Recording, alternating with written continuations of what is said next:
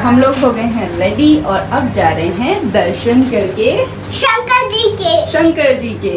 आयु ने बता दिया। यहाँ से कुछ 30 किलोमीटर है त्र्यंबकेश्वर मंदिर, तो वहाँ पहुँचेंगे ऑटो या टैक्सी जो भी करके, और उसके बाद दर्शन करेंगे भगवान के।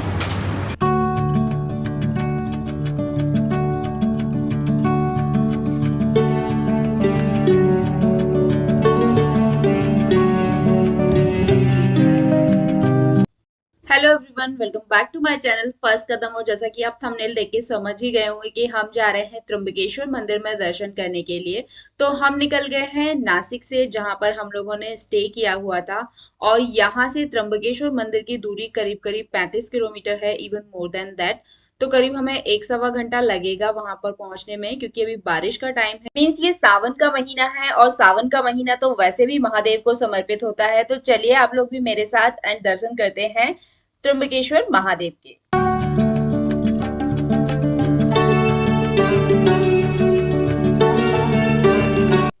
फ्रेंड्स, हम लोग पहुंच गए हैं त्र्यंबकेश्वर मंदिर, एंड ऑटो वाले भैया ने हमें यहाँ छोड़ा है जहां पर जूने महादेव का मंदिर है।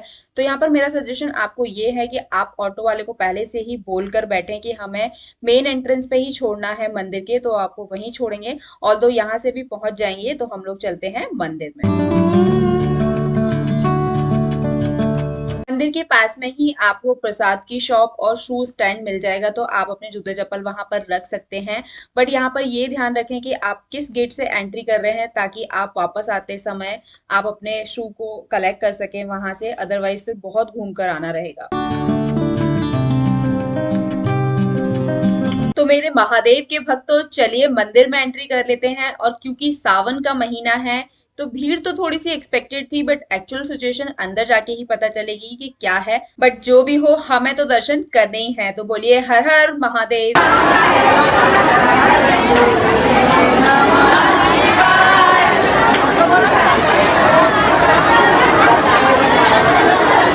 हमने वो वाली लाइन को स्किप किया क्योंकि भीड़ बहुत ज़्यादा है और आयु परेशान करेगा। तो यहाँ पे आप वीआईपी दर्शन भी कर सकते हैं। मीन्स एक शॉर्ट लाइन होती है, उसमें 200 रुपीज़ पर पर्सन देना रहेगा आपको, तो आप वो भी कर सकते हैं। ऑल्दो मुझे नहीं करना था ऐसे दर्शन, बट आयु नहीं करने देगा और भीड़ बहुत है, पता नहीं कितना टाइम लगेगा। तो यहाँ पर देखिए गाइस, ये लाइन छोटी है और कम लोग हैं, मतलब कंपैरेटिवली बहुत कम है, तो यहाँ आराम से दर्शन हो जाएंगे।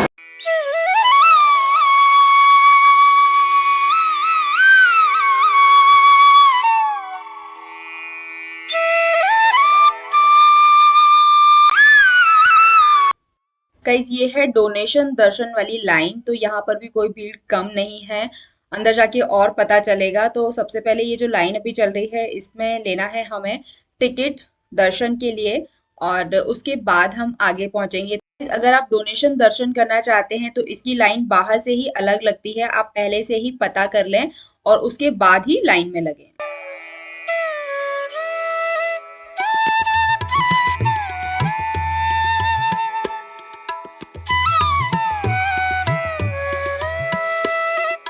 अंदर ही आपको डोनेशन काउंटर मिल जाएगा, जहां से आपको स्लिप मिल जाएगी, 200 रुपीज पर पर्सन देना है।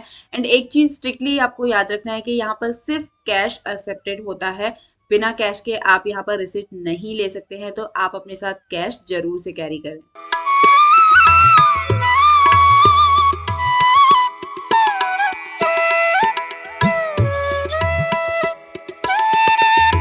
हम लोग मंदिर की मेन एंट्रेंस तक पहुंच गए हैं, और यहाँ तक आने में हमें करीब 1 से 1.25 घंटा लगा। और अभी तक हमें किसी ने फोन वगैरह के लिए नहीं टोका है कि आप नहीं अंदर लेकर जा सकते हैं। तो अभी और आगे लाइन है, वो मैं आपको आगे चल करके दिखाती हूँ।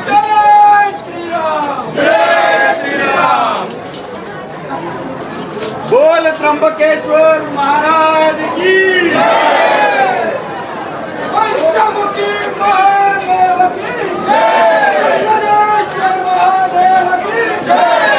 तो फ्रेंड्स, डोनेशन दर्शन के बाद भी हमें 3 से 4 घंटे का समय लगा मंदिर तक पहुंचने में।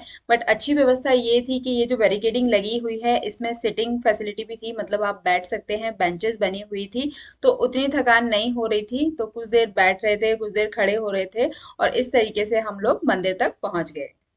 फाइनली हम लोग पहुंचने वाले हैं मंदिर के पास। अभी बहुत लगना है। सामने आप जो व्यू देख रहे हैं जो उस कॉरिडोर में जा रही है वो मंदिर में ही एंटर कर रहे हैं। तो बस हम लोग पहुंचने ही वाले हैं।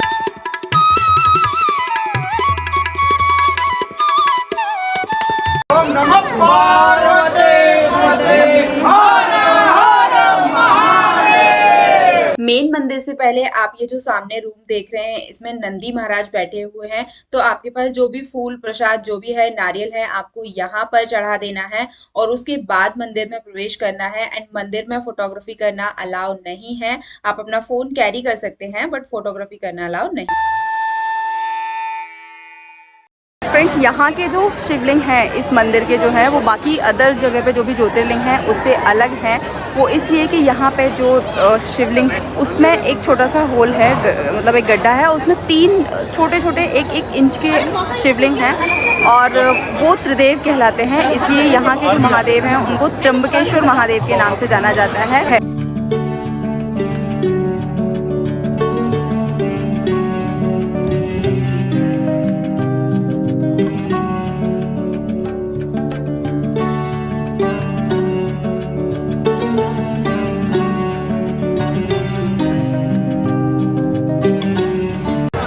मौसम देखिए कितना प्यारा होगा। पीछे भी पहाड़ दिखाई दे रहे थे लेकिन अभी वेदर ऐसा हो गया कि बादल पास में आने के कारण पहाड़ भी एकदम दूर चले गए हैं।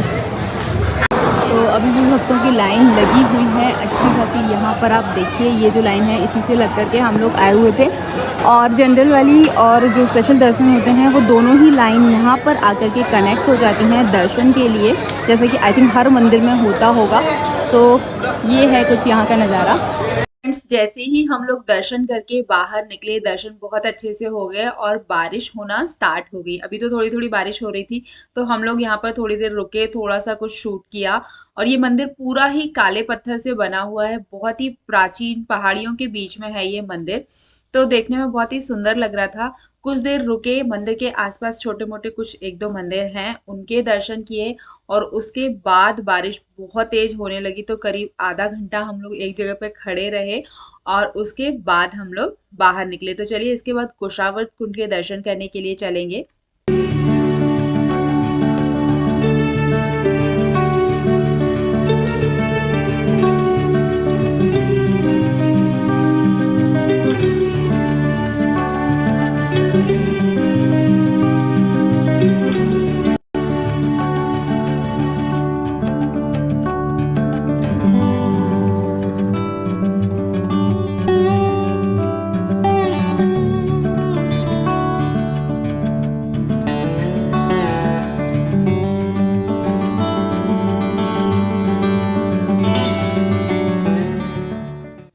कुशावर्त कुंड मंदिर से हार्डली 5 मिनट की डिस्टेंस पर है, वॉकिंग डिस्टेंस है, आप आराम से पहुंच सकते हैं।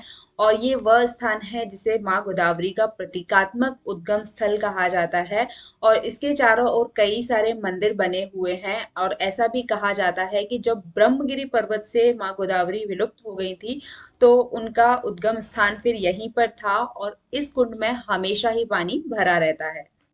तो त्र्यंबकेश्वर आने वाले बहुत सारे भक्तगण सबसे पहले यहाँ आकर स्नान करते हैं क्योंकि यहाँ पर स्नान करना बहुत ही पवित्र माना जाता है और कहा जाता है कि इसमें स्नान करने से व्यक्ति के सारे पाप धुल जाते हैं। तो लोग पहले यहाँ पर स्नान करते हैं और उसके बाद त्र्यंबकेश्वर महादेव के दर्शन करने के लिए जाते हैं।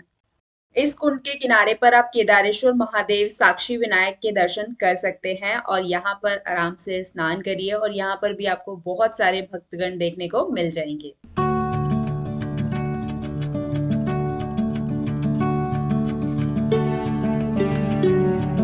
तो गाइज अब हमें लग गई थी बहुत तेज भूख क्योंकि हम लोगों ने सुबह से कुछ नहीं खाया था।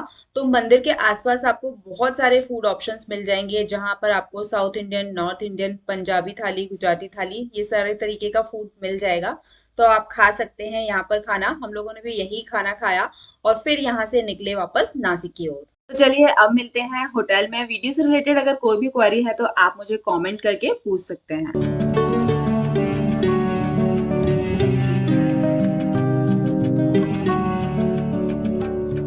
कल हम लोग करीब 8 बजे आ गए थे घर और आने के बाद इतना थक गए थे कि आते से ही ऑलमोस्ट 10 से 15 मिनट में हम तीनों के तीनों ही सो गए। एक्चुअली आयु तो ऑटो में ही सो गया था और हम दोनों भी लेट गए, तो नींद कब लग गई पता ही नहीं चला। तो कल का दिन बहुत ही अच्छा गुजरा, हम लोगों के दर्शन हो गए। टाइम लगा, मतलब जो डोनेशन दर्शन होता है उसके बावजूद भी हमें टाइम लगा, वो किया था हम लोगों ने। तो उसके बाद भी हमें 3 से 4 घंटे मंदिर तक पहुंचने में लग गए, मतलब लाइन में लग के और दर्शन करने में पूरा। और बारिश भी हो रही थी अच्छी खासी, तो सारी चीज़ें एकदम से गड़बड़ हो गई। और जहाँ हम लोग रुके हैं वहाँ से मंदिर करीब 35 किलोमीटर दूर है, तो ट्रैवल भी थोड़ा सा हेक्टिक हो गया। तो वीडियो अगर अच्छा लगे ये आपको, मंदिर दर्शन और सारी चीज़ें, तो चैनल को सब्सक्राइब करना अगर नए हैं तो, और वीडियो को लाइक करना। आज हम लोग कुछ नई चीज़ें घूमने जाने वाले हैं नासिक में, वो भी मैं आपके साथ शेयर करूँगी। Till then bye bye, thank you for watching.